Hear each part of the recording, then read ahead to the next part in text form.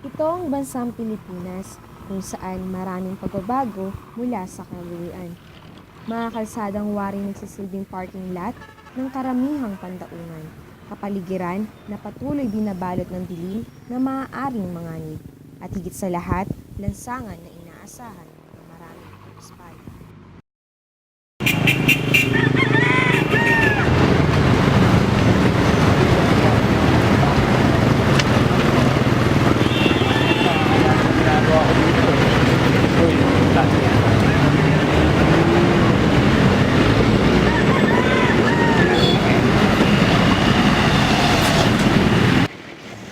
Dito sa kalsadang aming tinatayuan na kung saan samot-saring kontaminadong usok, dumi at alikabok na aming nalalanghap kagaya ng binatilyong ito na aming nakilala. Kuya, may mga pwede po ba namin kayong kausapin? Basa ba? May gusto na po kami malaman tungkol sa inyo. Gaano po ba mahirap trabahuin ang isang takata? Mahirap. Kasi, syempre, palakad-lakad, tapos delikado dahil tatawid-tawid kami dito. Marami pa mahirap, mausok, gano'n. Pero dapat kayanin para sa akin kapatid. Siya si King, 19 anyos, isang takatakboy na nakikipagsapalaran at tila nakikipagpatintero sa mga sasakyan sa kalsada. Siya'y nasa ika-4 na taon sa sekundarya at ang kanyang kapatid naman ay nasa ika-1 taon.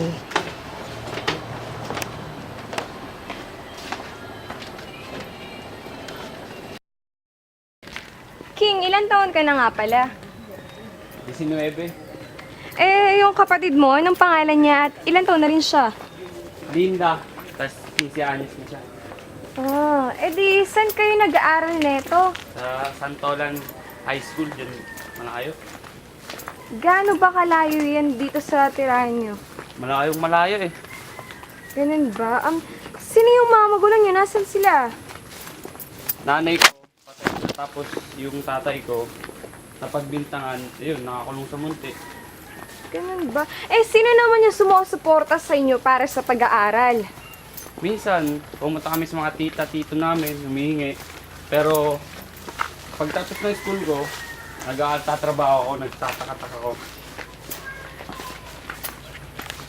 Ano ba ang klaseng pamangkin si King para sa inyo? Si King, parang walang kapagaran yung batang yun. Kahit nga maraw umuulan, nagtatrabaho siya. Para sa akin ang bukasan ng kapatid niya. Sa totoo lang, gusto namin apunin si King. Kaso, nahihiya sila kasi nga, yung kubo na yon malapit lang sa ilog. Paano na lang po pag bumagyo, masisira po agad. Yung kubo na po yun, marupok na.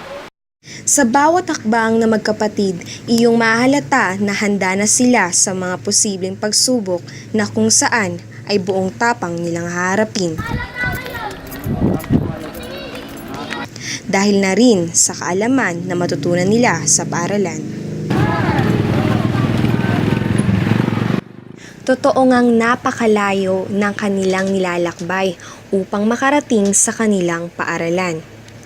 Halos mula pa kaninang alas 6 ng umaga kaming umalis ng kanilang bahay kubo.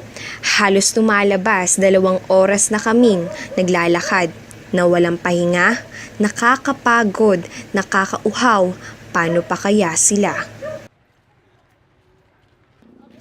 At dito, matutunghayan natin ang dahilan ng kanilang pagsusumikap at pagtsatsaga.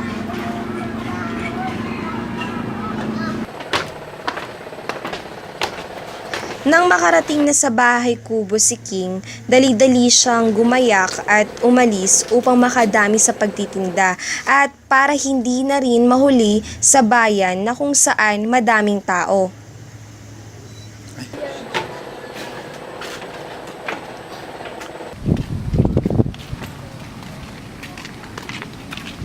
Boss!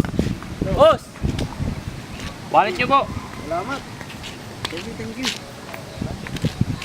Pabili na lang pala ako ng candy. Sige. Magkano yan? Piso. Naman, piraso.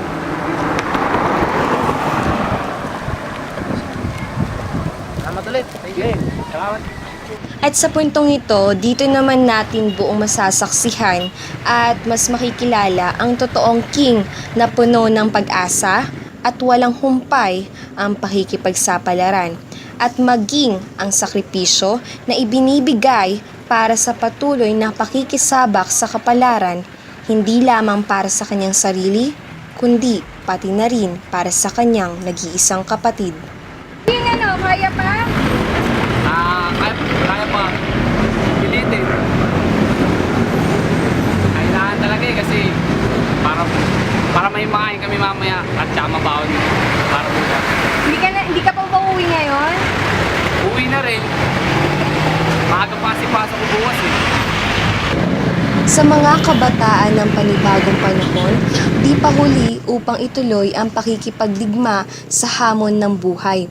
Huwag mawalan ng pag-asa at sikaping laging mangarap gaya ni King. Huwag nating hayaang lamunin tayo ng emosyon at sarili nating sistema na dulot lamang ng kahirapan. At huwag din nating kakalimutan ang sakripisyo na ginagawa ng ating mga magulang.